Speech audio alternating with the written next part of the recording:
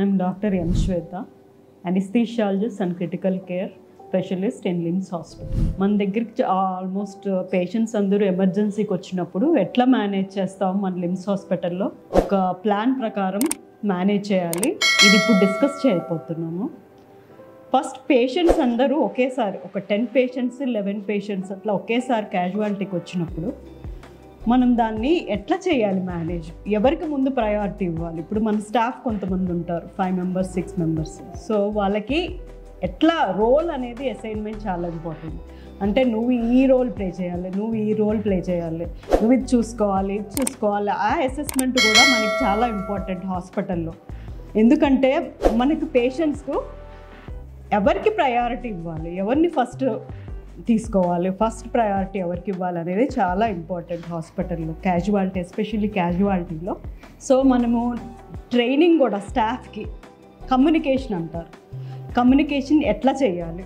Nursing staff కూడా మనకి training ఇవ్వాలి. మనం ఫస్ట్ ఎట్లా అసలు నిజంగా ఈ ఎమర్జెన్సీ వచ్చినప్పుడు నువ్వు ఎట్లా రెస్పాండ్ అవ్వాలి, డాక్టర్ ఎట్లా రెస్పాండ్ అవ్వాలి అనేది ఒక ట్రైనింగ్, ఒక సినారియో క్రియేట్ చేసుకొని మనమే అట్లా ఇస్తే చాలా ఇంప్రూవ్మెంట్ అనేది ఉంటుంది. ఫస్ట్ మనము అది డీటెయిల్గా కాకుండా జస్ట్ అదంటారు ప్లాన్ ఆఫ్ యాక్షన్ ఒకసారి మీకు ర్యాపిడ్గా ఎట్లా చేయాలి అసెస్మెంట్ పేషెంట్ అనేది ఇప్పుడు చెప్తాను నేను. ఫస్ట్ పేషెంట్ రాగానే ఎయిర్వే బ్రీతింగ్ సర్క్యులేషన్ అనేది చాలా ఇంపార్టెంట్. సో పేషెంట్కి మనం బయటికి స్టాఫ్ కూడా రికగ్నైజ్ చేసే సైన్స్ ఏంటనేది ఇప్పుడు చెప్తాను నేను. సో మనం పేషెంట్ రాగానే పేషెంట్ కళ్ళు తెరుస్తున్నాడా లేదా, అసలు కాన్షియస్గా ఉన్నాడా లేదా అనేది చాలా ఇంపార్టెంట్. సో కాన్షియస్గా ఉన్న పేషెంట్స్కి అయితే మనం బయటికి ఏం చూస్తాము, బ్రీతింగ్ ఎట్లా తీసుకుంటున్నాడు, అసలు తీసుకుంటున్నాడా లేదా, బ్రీతింగ్ ఎట్లా తీసుకుంటున్నాడు. ఒకవేళ ఏమన్నా నాయిజీగా కొంతమంది గట్టిగా తీసుకుంటారు ఊపిరి, అట్లా ఎట్లా తీసుకుంటున్నాడా లేదా, లేకపోతే ఫీవర్ ఉందా, టెంపరేచర్ ఉందా లేదా, ఇప్పుడు ప్రజెంట్ ఏమన్నా అదే ఎపిడమిక్స్ కానీ డిసీజెస్ కానీ మన లొకాలిటీలో ఏమైనా ఉన్నాయా. తర్వాత గబుక్కని శ్వాస తీసుకోవటం, కొంతమంది పిల్లలు వస్తుంటారు గబుక్కని ఏదైనా మింగేసి గబుక్కని శ్వాస ఆగిపోయింది అని వస్తుంటారు. ఒక్కోసారి ఫిట్స్ వచ్చే వాళ్ళు కూడా వస్తుంటారు. సో ఇవన్నీగా ర్యాపిడ్గా మనం అసెస్ చేసుకోవాలి. తర్వాత ర్యాపిడ్గా అసెస్ చేసుకున్న తర్వాత మెయిన్గా ఒక స్టాఫ్ను, ట్రైన్డ్ స్టాఫ్ని ఒకటి బీపీ చూసుకోవటం, హార్ట్ రేట్ చూసుకోవటం, తర్వాత సాచురేషన్ చూసుకోవటం, ఇవన్నీ చాలా బేసిక్ వైటల్ సైన్స్ అనేది చూసుకోవాలి పేషెంట్కి ర్యాపిడ్గా. చూసుకున్న తర్వాత ఏం చేయాలి అని అంటే ఎయిర్వే అని ఏమైనా బ్రీతింగ్ ప్రాబ్లం వస్తే ఆక్సిజన్ పెట్టడము, లేకపోతే అదే అంటారు ఇంకా ఆక్సిజన్ మాస్క్ సరిపోకపోతే పెద్ద మాస్క్ ఉండేది 100% ఆక్సిజన్ ఇచ్చే మాస్క్ పెట్టడము చేయాల్సి వస్తుంది.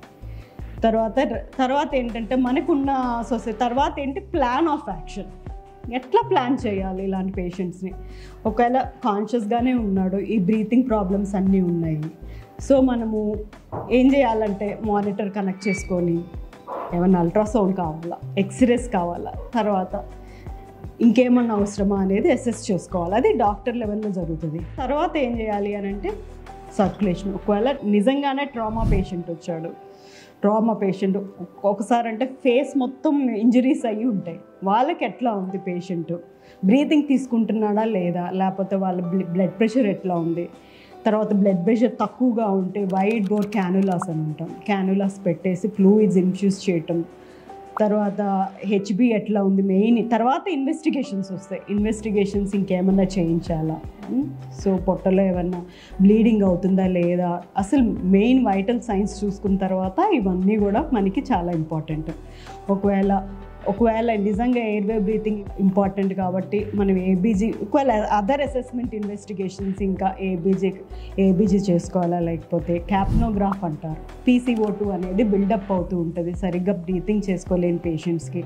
సో ఆ క్యాప్నోగ్రాఫ్ కూడా అవైలబిలిటీలో ఉందా లేదా. ప్లస్ ఇవన్నీ ఒక ఎత్తు అయితే మన దగ్గర ఉన్నవి మన ఎక్విప్మెంట్ అంటారు.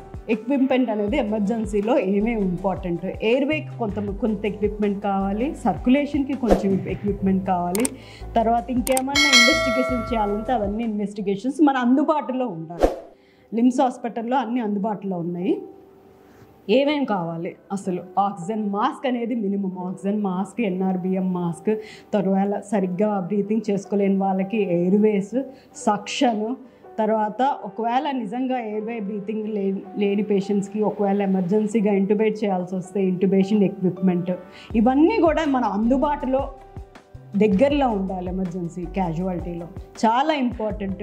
5 minutes అసెస్మెంట్ రీఅసెస్ చేసుకుంటూ 3 to 4 minutes అంటే 3 to 4 minutesలో అసెస్మెంట్ చేసుకుంటూ ఉండాలి. తర్వాత ఒకవేళ పేషెంట్ నిజంగా పల్స్ రేట్ ఇవన్నీ ఉంటే సిపిఆర్ ఎక్విప్మెంట్ అంటారు. సో మనం కార్డియాక్ కంప్రెషన్స్ ఇచ్చే ట్రైన్డ్ పర్సనల్ కూడా ఉండాలి మన దగ్గర. సో దట్ ఎవ్రీ 2-3 minutesకి అప్డేట్ చేసుకుంటూ ఉండాలి స్టేటస్. సో దట్ మనకి పేషెంట్ లైఫ్ చాలా ఇంపార్టెంట్ కాబట్టి ఆ క్రూషియల్ టైం అనేది చాలా ఇంపార్టెంట్. అంత అసెస్మెంట్ రోల్ కూడా అసైన్ చేయాలి స్టాఫ్కి. సో దట్ నువ్వు ఇది చేయాలి, ఇది రెడీ పెట్టాలి అని మనం ముందే ట్రైనింగ్ ఇచ్చుకోని స్టాఫ్ని. ఇదంతా కూడా క్యాజువాలిటీ మేనేజ్మెంట్లో ఒక పార్ట్ అన్నమాట. సో ఈ ట్రైనింగ్ కూడా చాలా ఇంపార్టెంట్.